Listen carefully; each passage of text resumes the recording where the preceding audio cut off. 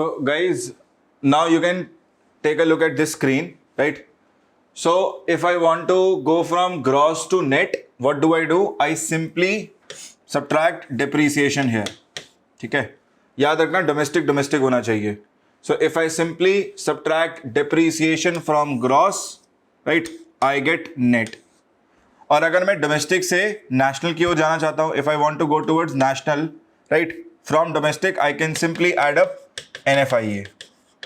I can simply add up NFIA to this, right? And what do I get? I will get gross national product. फिर वही कहानी है, gross से अगर net की तरफ जाना चाहते हो नेशनल प्रोडक्ट में, राइट, तो आप सिंपली यहाँ पर डेप्रीसिएशन को सब्ट्रैक्ट कर सकते हो. You can subtract depreciation and you can get to net. ठीक है, अब से एक सिमिलर सा एक्सरसाइज मैं आपके लिए लेना चाहता हूँ, right. I want to give this to you as homework, right. You can practise this as your homework. आप क्या करो, आप जीडीपी से जीएनपी की तरफ जाओ. Try and calculate GNP from GDP, right? So try and know what should we add or subtract here. है ना, क्या add करें क्या subtract करें to find out GNP. Similarly, if I want to calculate, let's say NDP, अगर मैं NDP निकालना चाहूँ, ठीक है, किससे निकाल रहा हूँ NDP? I want to calculate NDP from GDP. From GDP, then what should I add and subtract here? Plus C minus D. ठीक है, तो आप क्या ऐड क्या करोगे क्या सब्ट्रैक्ट करोगे वो बता दो, right. Similarly if I want to calculate, let's say I want to calculate NNP from GNP. NNP निकालना है मुझे. जीएनपी में क्या ऐड सब्ट्रैक्ट करें, right. So plus X minus Y, जो भी आप करना चाहो वो कर लो. ठीक है, और अगर आप एनडीपी एनएनपी के बीच का रिलेशनशिप निकालना चाहो, right, if you want to calculate let's say NNP from NDP, तो हम क्या ऐड सब्ट्रैक्ट करें यहां पर, right. Plus let's say plus F minus G, ऐसा कुछ ले लो, राइट. जैसे मैं एग्जांपल के तौर पे आपको एक करके दिखा देता हूं, right. Let me try and do this one for you. So let's say I want to calculate NNP from NDP. ठीक है, मैं चाहता हूं एनएनपी को निकालना एनडीपी से, मतलब एरो के उस साइड जो है वो हमें निकालना है, वो फाइनल चीज है, राइट. सो एनएनपी निकालना है किससे? एनडीपी से. एनडीपी से, तो डिफरेंस किस चीज का है? ध्यान से देखो, एनएनपी निकालना है किससे? एनडीपी से. एनडीपी से डिफरेंस कहां दिखाई दे रहा है गाइज? डिफरेंस कहां पर नजर आ रहा है? You can see the difference in terms of N and D. N stands for national, D stands for domestic. So if you want to calculate national from domestic, what do? You simply add net factor income from abroad. So वही करता हूं, I simply add net factor income from abroad. Subtract करने के लिए कुछ है क्या? नहीं है, कुछ नहीं. So कुछ नहीं है, हटा दो, right? So I simply get I simply add NFIA and I will get NNP from NDP. तो इस तरह का एक्सरसाइज है. आई थिंक आप लोग प्रैक्टिस कर सकते हैं खुद से. You will be able to do this, right. हाँ, सो इसको कर पाओगे. सो मैंने ये करके दिखा दिया आपको. I have done this for you, right, कि NNP कैसे निकालेंगे NDP से. आप बाकी कर सकते हो. GDP से NDP कैसे निकालें, फाइनल ये निकालना है आपको. ठीक है, इधर वाले में आपको GNP निकालना है. How to calculate GNP using GDP, right. So you can practise these two exercises. Plus ये वाला भी कर सकते हो कि NNP कैसे निकालेंगे GNP से. NNP कैसे निकालेंगे GNP से. ठीक है ना. So guys, next we want to look at market cost and factor prices. हम क्या करना चाहते हैं? We want to pick up any parameter, right. Let's say GDP for that matter, and we want to calculate it at factor cost and market prices. But before I take you to this funda itself, factor cost and market prices, है ना, एक बहुत basic चीज आपको समझाना चाहता हूं. I want to explain you a very basic thing here. Point is, right, up till now in our formula, what we have done is we have utilized quantity into price. Quantity into price. Now remember, quantity is absolute. Quantity क्या है? अपने आप में absolute है. मतलब आप factory से लेकर जब मार्केट की ओर जाते हैं,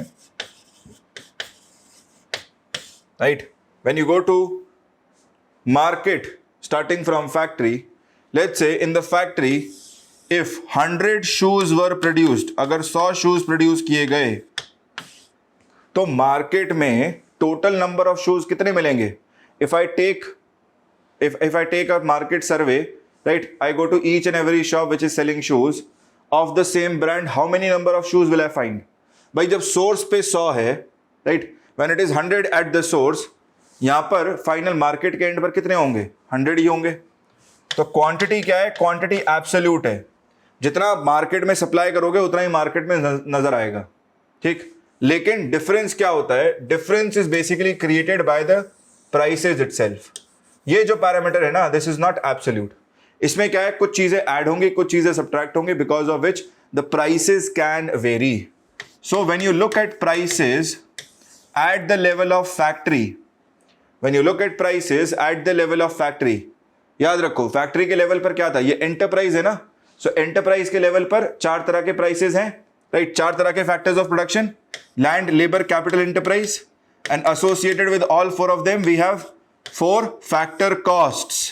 4 फैक्टर कॉस्ट, तो यही मिलके क्या बना रहे हैं? यही 4 चीजें मिलके बना देंगी फैक्टर कॉस्ट। तो वहां से आया फंडा कि हमने क्या किया, हमने टोटल आउटपुट निकाल दिया फैक्टर कॉस्ट पे, राइट। अब हर फर्म का, हर प्रोडक्शन सेंटर का, right, we have calculated the value of the output in terms of this, right, and there bye what we get is GDP at factor cost. हमको मिल जाएगा total GDP at factor cost. But when I look at market prices, मैं market में गया और मैंने market में prices देखा, ठीक, और मैंने इसे मल्टीप्लाई किया क्वांटिटी से, तो मैंने नोटिस किया कि ये नंबर बड़ा निकल के आ रहा है, ये नंबर थोड़ा बड़ा निकल के आ रहा है, राइट। एग्जाम्पल के तौर पे पहले देखो, let's take the case of an example. Let's say हमने जो है 100 शूज का प्रोडक्शन किया था, 100 शूज का प्रोडक्शन, ठीक, तो क्वांटिटी तो अभी भी 100 शूज ही निकल के आई। मार्केट के लेवल पर I still get 100 shoes, but price of each shoe here, right, each pair of shoe, मान लीजिए ये पेयर्स हैं, ठीक है, these are not 100 shoes, these are 100 pair of shoes, sorry, these are 100 pair of shoes। अब कहोगे sir एक जूते क्या करेंगे ना, तो let's take it to be 100 pair of shoes।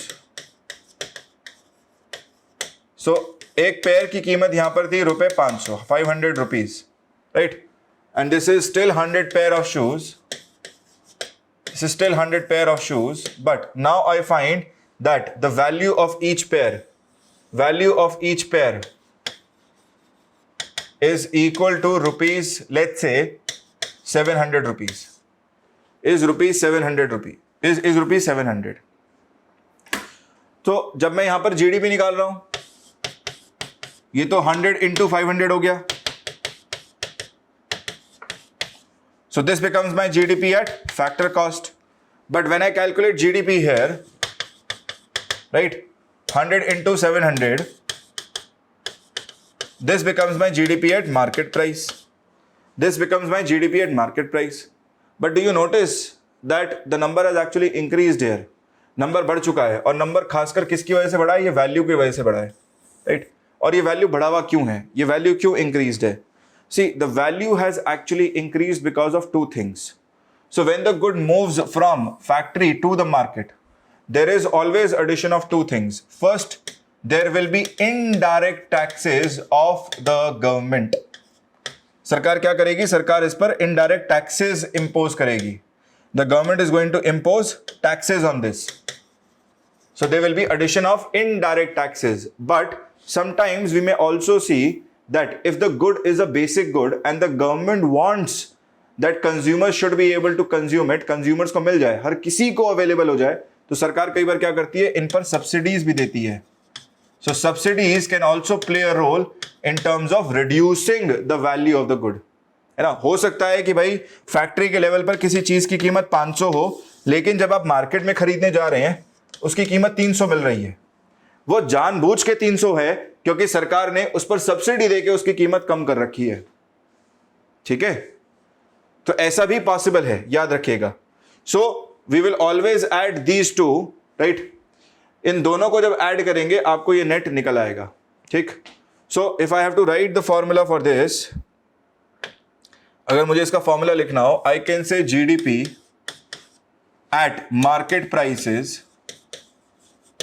आप जीडीपी की जगह एनडीपी भी ले सकते हैं, right. You can take any parameter. GDP at market prices is simply my GDP at factor cost plus indirect taxes.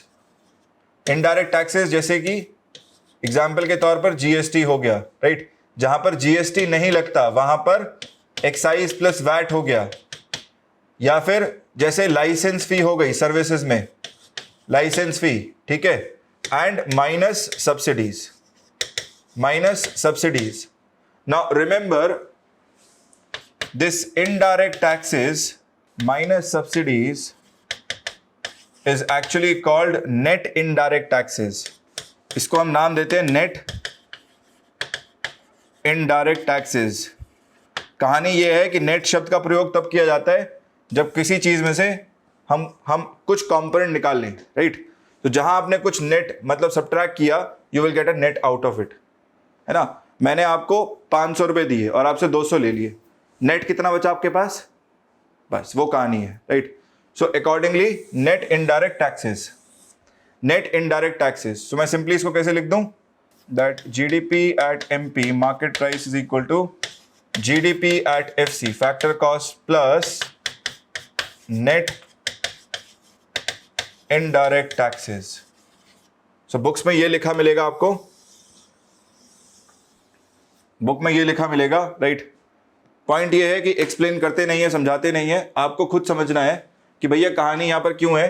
क्योंकि फैक्टर कॉस्ट क्या है, फैक्टर कॉस्ट में कोई टैक्सेस नहीं है, इनडायरेक्ट टैक्सेस, कोई सब्सिडीज नहीं है, इसमें इंक्लूडेड है, इसीलिए ये नंबर बड़ा मिलेगा. That's it. So guys, next what we are going to do is we are going to look at the methods of measuring national income. ठीक है, हम क्या कर रहे हैं, हम नेशनल इनकम को मेजर करने के जो भी मेथोडोलॉजीज हैं, ठीक है, ये सारी मेथोडोलॉजीज जो है इनको पढ़ेंगे. Now if you remember, I have taught you something under circular flow of money, right. मैंने आपको सर्कुलर ऑफ मनी में कुछ सिंपल से एस्पेक्ट समझाए थे, राइट. सो एक बार अगर हम सर्कुलर फ्लो ऑफ मनी देखें, we were taking into consideration production center on one hand, so firms ले रहे थे, and on the other hand we were taking into consumption centers, we were taking households here. And see you will require these two entities in an economy. आपको ये दो entities की आवश्यकता हमेशा पड़ेगी, ठीक. So firms what do they simply supply, we no, goods and services, goods and services, and the expenditure incurred by households, the expenditure incurred by households can also give us the value of goods and services, right. एक तो simple सा method ये हो गया कि हमने जो है इसी गुड्स एंड सर्विसेज का वैल्यू निकाल लिया, ठीक. This becomes my first method, जहां पर हम सिंपली क्वांटिटी ले लें and I take the price itself. Second can be, I can take into consideration the entire expenditure, the entire expenditure which is done by the households on these goods and services, which will also depict the total output, with total value of these goods and services. And we also know for a fact that these goods and services have been produced by the firms only because the households have supplied factors of production to these firms. Factors of production जो supply किए गए हैं firms को, right, उसी के behalf पे firms ने ये गुड्स एंड सर्विसेज जनरेट किया है, right. And firms in return also provide factor income to these households, right. So मेरा थर्ड मेथड क्या हो सकता है, third what I can do is I can simply find out the total factor income, right? So if I take a sum total of all the factor income, that will also be able to tell me the value of these goods and services, right? So there are three phases of circular flow of money, and thereby there are three methods of measuring national income. पहला तो simply output हो गया, second expenditure हो गया, और third हमारा total income हो गया. याद रखिएगा, right, that government also is going to play a substantial role here. Government also plays a substantial role here in terms of consumption. सरकार भी goods and services consume करती है, right? It may take that from the firms in terms of paying back in terms of government purchases, right? So goods and services इधर flow करेगा और flow of money किधर होगा? The flow of money will be in the opposite direction, right? The flow of money will be in the opposite direction. Similarly, households will provide services to the government. सरकार के लिए नौकरी करते हैं लोग, right? So they provide them with services, and thereby government will provide them with salaries in return. Salaries in return. ठीक है? तो जब आप consumption को count कर रहे हैं, मतलब जब आप इस expenditure को ध्यान में ले रहे हैं, तो इसको भी ले लीजिएगा, government purchases को, राइट? और जब आप इनकम को काउंट कर रहे हैं तो इनकम में इसको भी काउंट कर लीजिएगा, बिकॉज गवर्नमेंट में also act as a producer and there bye may require services. ठीक, तो सैलरीज प्लस फैक्टर इनकम कर देंगे और इसे हम गवर्नमेंट परचेजेस को हम यहां पर ऐड कर देंगे. ठीक, see what I am trying to tell you is, ये जो तीन मेथड्स हैं इसमें सिंपल सा फंडा आपको क्या याद रखना है.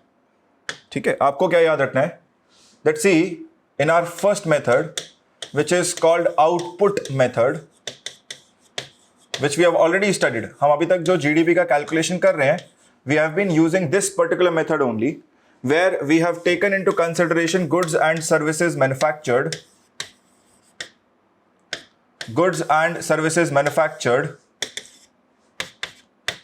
in a financial year, and in order to calculate the value of these goods and services, what have we done? We have simply taken into consideration quantity into their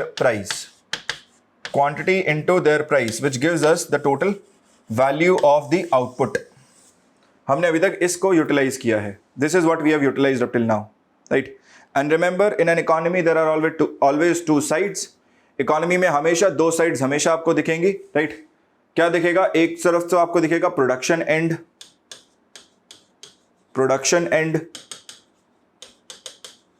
right, कि इन goods and services को produce भी किया गया है, and on the other you will always find there is consumption end.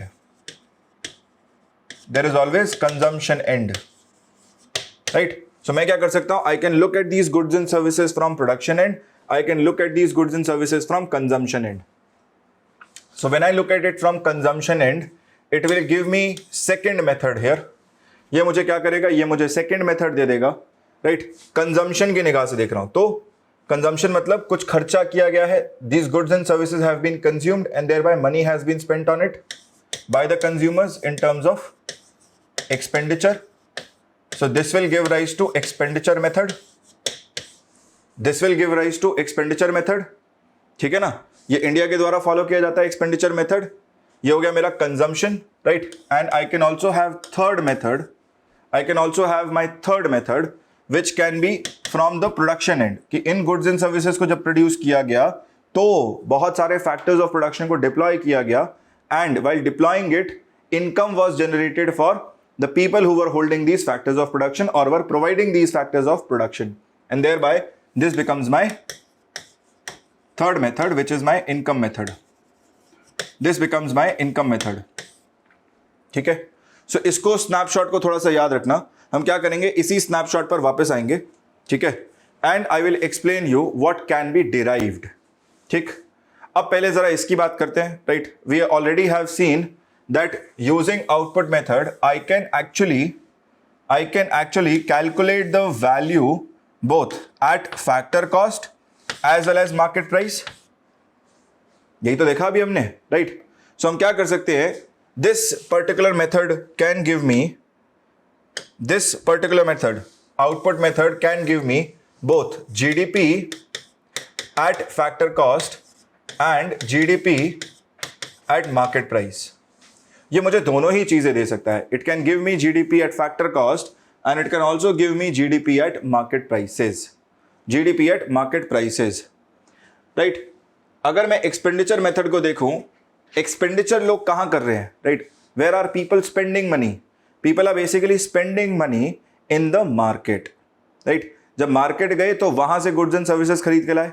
सो ये methodology मुझे क्या देगा? This will basically give me GDP at MP. GDP at MP, है ना. मेरे को जीडीपी एफसी नहीं मिल सकता यहां पर. सिंपल सा फंडा ये है, हम फैक्ट्री के पास तो जाते नहीं गुड्स एंड सर्विसेज कंज्यूम करने. We basically go to the market, we don't go to the source itself. And when you look at income method, your income method will only give you GDP at FC, right? यहां पर आपको factor cost के term में मिलेगा, क्योंकि income कहां पर generate हो रही है? The income is getting generated at the source itself, at the factory level itself. So this will give you GDP at FC. अब देखो, इकोनॉमिक्स की जो भाषा है, right, वो है statistics. The language in which economics is spoken, written, is your statistics. Now from statistical point of view, look at how good this is. What a beautiful picture this is, है ना. भाई मैंने क्या किया, एक method से मैंने simply calculate कर लिया जीडीपी एफसी भी, जीडीपी एमपी भी. बट मैं श्योर नहीं हूं, I am not sure whether this number is correct और not. And there bye what do? I deploy the second method.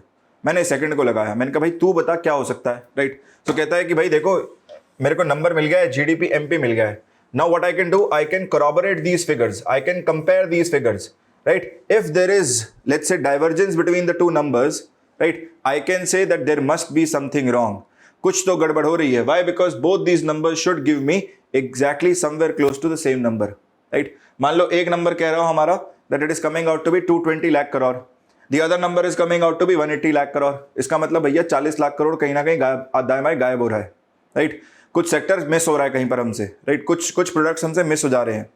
Similarly if you look at this, right, GDP FC which is being given by income method and GDP FC being given by output method, again I can corroborate these two numbers. मैं इन दोनों को compare कर सकता हूं कि एक method से ये आया था जीडीपी एफसी, दूसरे से ये आया था, राइट. अगर दोनों के बीच में मिसमैच है, right, some number is higher, some number is lower, then I can again compare that I may be missing out somewhere or I may be double counting somewhere because of which these numbers are different.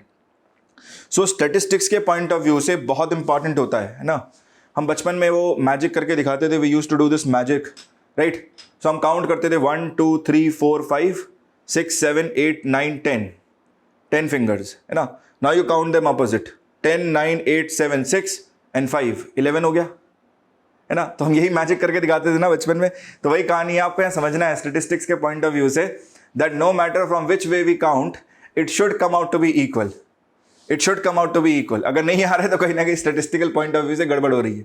और उसका solution ये है कि आप इसको पूरा count करो, right. 6 तक काउंट किया, 5 4 3 2 1, अभी भी 10 ही है, राइट. वो क्या करते हैं, हम सिंपली उसको 6 और 5 11 कर देते हैं. वो ऐसा होता नहीं है, right. You have to follow the same methodology throughout. So हम यहाँ पर यही करना चाह रहे हैं, that our objective is that when we corroborate these numbers they should give us the same thing, right. अब हम चलते हैं सेकंड मेथड पर. Our second method which is expenditure method. Let me tell you how this is calculated. So guys let's look at the second method which is our expenditure method. Expenditure method में हमें क्या देखना है, we have to simply look at the goods and services from consumption point of view. From consumption point of view. Now think over it, right. हमें consumption के point of view से देखना है कि किसने consume किया है goods and services, है ना. So कौन है consumer at the end of the day, right. Who all are consumers in my economy. अगर हम consumers की बात करें, so one of the biggest consumers in the economy is going to be our households, right. So first of all I consider my households,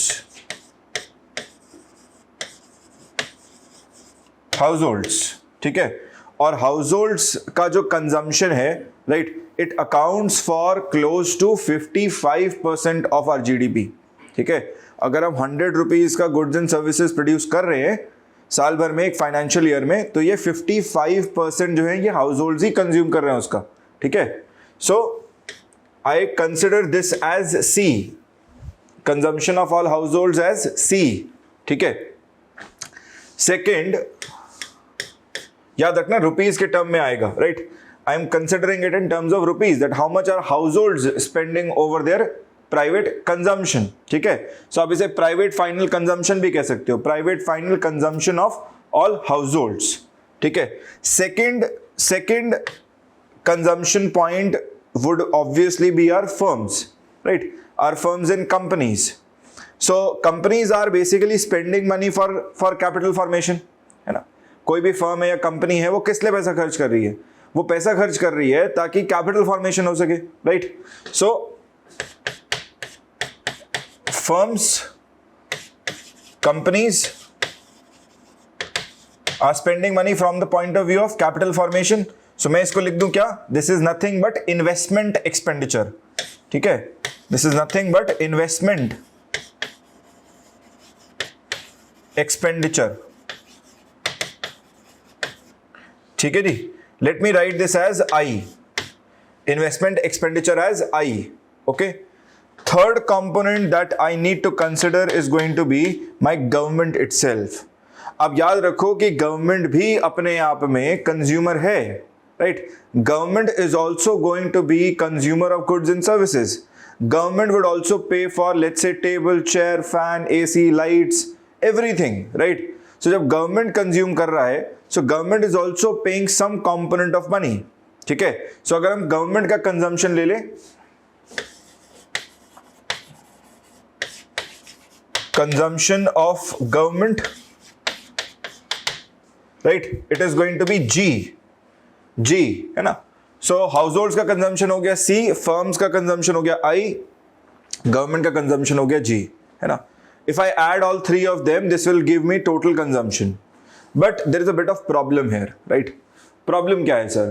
problem ये है, right, the problem in this is that if you look at the total consumption in our economy, we are also consuming goods, we are also consuming goods which are not produced in our economy locally but are produced outside the boundaries of India and are still getting consumed. अब मैं यहाँ किसकी बात कर रहा हूँ? I am simply talking about imports of India, है ना। So अगर हमने import किया और फिर उसे consume किया, right, that needs to be removed out from the total consumption. So I consider my imports as, let's say, M, ठीक है।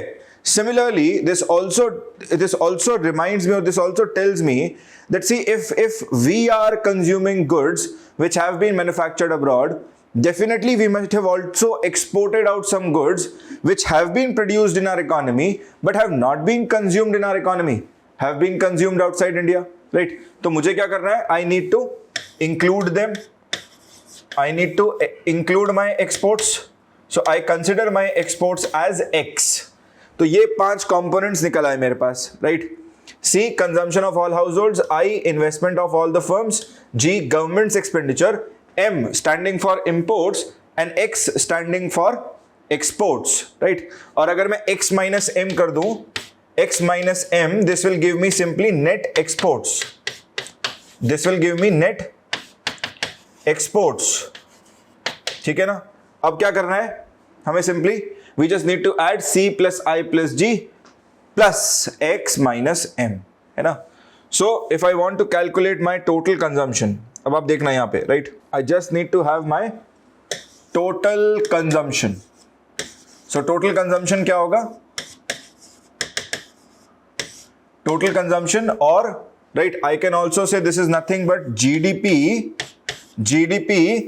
at market price.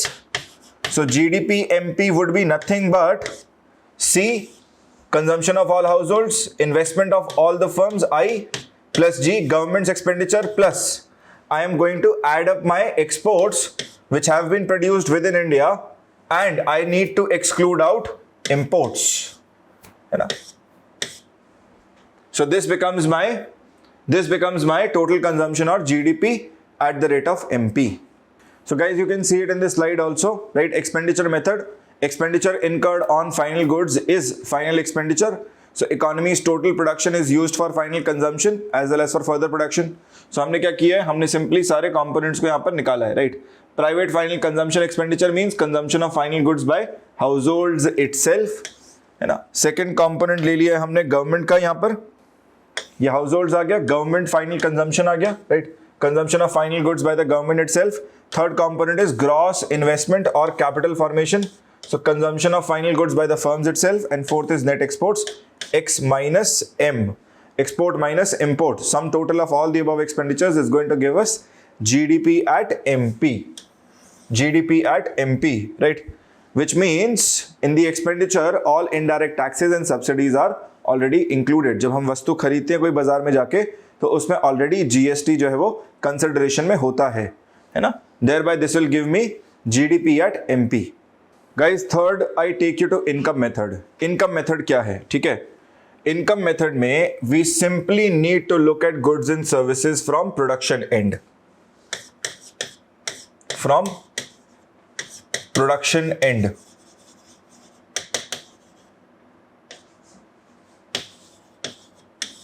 प्रोडक्शन के एंड से हमको देखना है, ठीक है।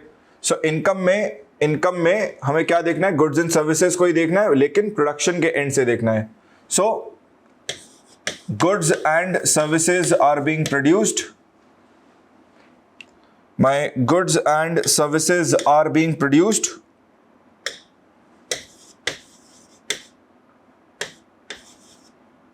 Right.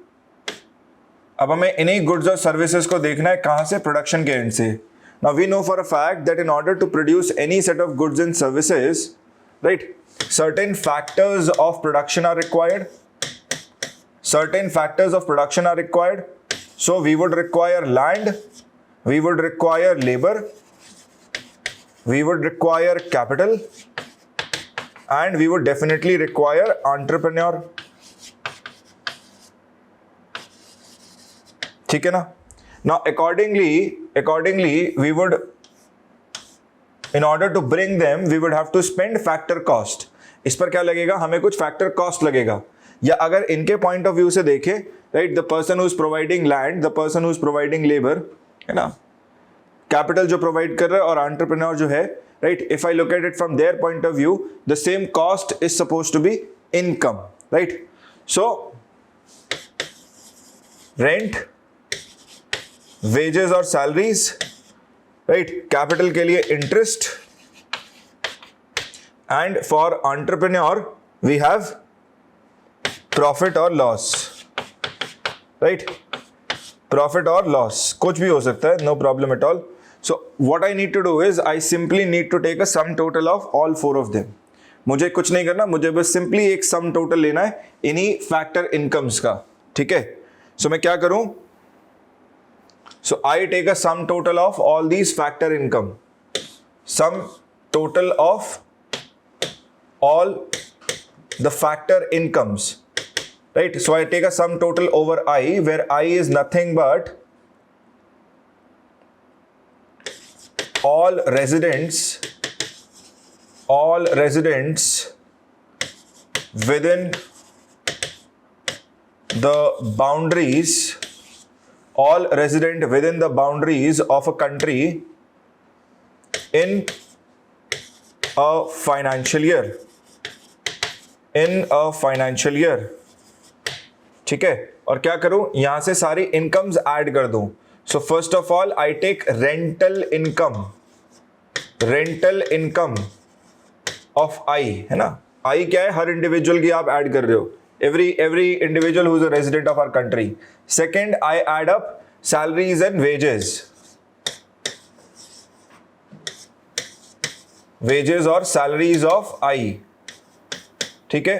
Third component, I need to add up the interest income, जो interest के टर्म में कमाया है, interest income of I. And finally, fourth and final, right, any kind of profit or loss from arising out of business. So profit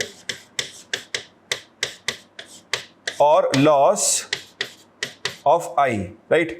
So I can take a sum total over all of them, है ना। इन सब का sum total ले लेते हैं, right? क्या मिल जाएगा हमें, we would simply get GDP GDP at factor cost, GDP at factor cost.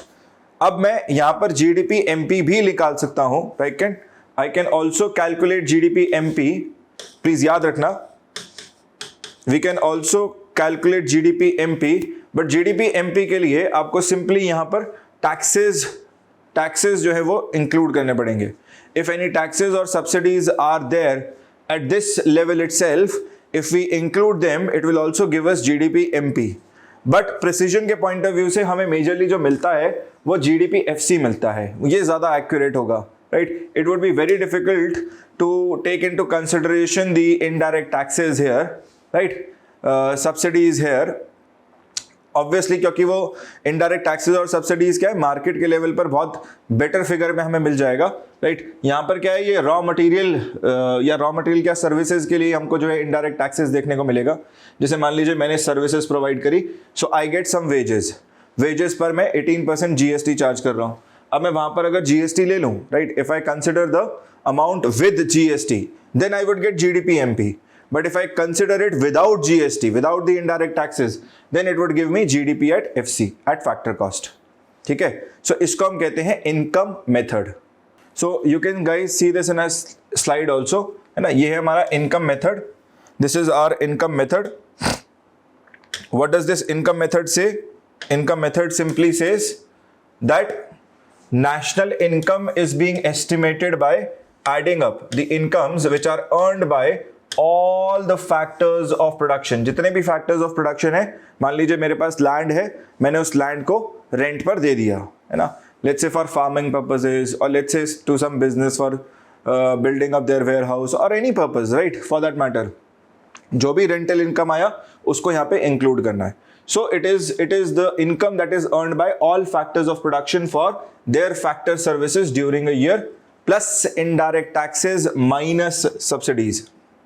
अब ये जो कह रहे हैं ना, plus indirect taxes minus subsidies, this is trying to tell you that we can calculate GDP MP from here also, है ना. अगर हम ये करें तो GDP MP मिल जाएगा, बट अगर इसके बिना कर दो, right, if you remove this part, if you do not take indirect taxes and subsidies, then it will give you GDP FC, GDP at factor cost. ठीक है, I hope I made my point very clear to you. Similarly, ऐसे ही मैं आपको पहला method भी आपको समझा दूं. हम हालांकि इसको कर चुके हैं कई बार, राइट, हमने पहले ही देखा है इसको. सो हमें यहाँ पर क्या करना है, we simply need to derive the value itself. Value कैसे निकालते हो, अभी तक क्या किया है, क्वांटिटी को सिंपली मल्टीप्लाई कर दिया प्राइस से. So for every good or service that is manufactured within the boundaries of the country, irrespective of nationality, within a financial year, you simply take the quantity of that good or service, multiply it with price and keep adding it up. है ना. अब तो हमने multiple examples के through देख लिया है, so I think इसमें तो कोई difficulty नहीं होगी. So this method will give you finished goods and services values added together, which is going to give you the total production of the country itself. ठीक है. It will not calculate intermediate product value, double counting हो जाएगा उससे, right? Only final goods because of overlapping of value itself. ये हमें क्या देता है, GDP MP as well as GDP FC. If I calculate it at the level of market, कि market के अगर मैं prices रख लूँ, price है ना, so I can keep the price at the level of market. This will simply give me GDP MP then. अगर है ना, मार्केट मतलब मैं फाइनल प्राइस ले रहा हूं including indirect taxes and subsidies. अगर मैं ये सब एक्सक्लूड कर दूं, if I exclude my indirect taxes and subsidies, if I take it at factory itself, which means including factor cost, then this will give me GDP at factor cost itself. ठीक है ना. So guys, how do we understand whether an economy is a growing economy or whether the economy is experiencing slowdown or whether it has entered into negative growth phase, है ना. ये important इसलिए भी है because in 2020-2021 in this financial year, right, Indian economy experienced negative growth, and before that in 2019-20 we were amidst slowdown. ठीक है. 2021-22 से the economy is back on growing path again. So इसका simple सा logic अगर आप देखेंगे, right, I think आप तो कैलकुलेट भी कर सकते हैं आप. So for a growing economy you will always find that GDP is expanding. GDP क्या कर रहा होगा, ग्रो कर रहा होगा, right. So GDP will be expanding. So for example, if it was 200 lakh crore, the GDP would basically expand to let's say 240 lakh crore. 240 lakh crore, ठीक है। And if you measure the growth rate, अगर मैं major करूं growth rate, for example 240 minus 200 divided by 200, right, ये आ गया इस साल का ग्रोथ रेट। इससे पहले का मान लीजिए इट वाज क्लोज टू 170 और 180 इटसेल्फ, है ना। सो 200 minus 180 divided by 180, so I would witness that rate of expansion is also increasing. GDP growth rate भी बढ़ रहा है ना, growth rate itself is increasing. कहने का अर्थ ये है कि गाड़ी जो है वो आगे भी बढ़ रही है और गाड़ी की एक्सेलरेशन भी बढ़ रही है ना। सो आप देखते हो ना वो स्पीडोमीटर में, you look at it for a car, so if it is increasing from 30 to 40 to 50 to 60, आप क्या कहते हो, डेफिनेटली गाड़ी आगे भी बढ़ रही है और तेज रफ्तार से आगे बढ़ रही है। वही कहानी इकोनॉमी के लिए है, the economy is expanding and it is increasing, right. My GDP is increasing, rate of growth of GDP is also increasing, which means definitely ये जो बलून है इकोनॉमी का, value of goods and services, ये बढ़ रहा है, ठीक है। और एक फीचर और जो स्पेशल हमें दिखेगा इसमें, एंड आई कैन से for sure that this will happen, right, which is that new jobs will be created in the economy. Economy में डेफिनेटली नए जॉब्स क्रिएट होंगे, है ना। यहां पर क्या होता है कि हर सेक्टर एक्सपैंड कर रहा होता है, majorly majority of the sectors are expanding, अगर कहीं ना कहीं बॉटलनेक नहीं है तो, right, and there bye the chances of new job creation are also very high, ठीक है। स्लो डाउन की अगर बात करें, स्लो डाउन में हो सकता है कि जीडीपी एक्सपैंड कर रहा हो, है ना। जीडीपी में स्टिल बी इंक्रीजिंग, जैसे एग्जांपल के लिए इट में go from 200 to let's say 210 lakh crore, rupees के टर्म में बात कर रहा हूं, ठीक है। रुपीस 200 लाख करोड़ से 210 लाख करोड़ हो गया, लेकिन पिछले से अगर कंपेयर करेंगे, right, then rate of expansion of GDP, मतलब ग्रोथ रेट जो है वो इंक्रीजिंग नहीं है अब, the rate growth rate is now decreasing, this is the difference, growth rate is now decreasing, ठीक है। यहां पर क्या है, chances are that new jobs are not getting created, right, why, because there is uncertainty in the economy. यहां क्या है ना, अनसर्टेनिटी प्रिवेल करता है, so uncertainty prevails in the economy because of which new jobs are not getting created. It may even be possible in some sectors people may get fired, हो सकता है कि यहां छटनी हो जाए, है ना। so people may get fired, retrenchment of some sectors may also is a possibility here, ठीक है। and the worst case scenario is that economy starts to experience negative growth, the economy starts to experience negative growth.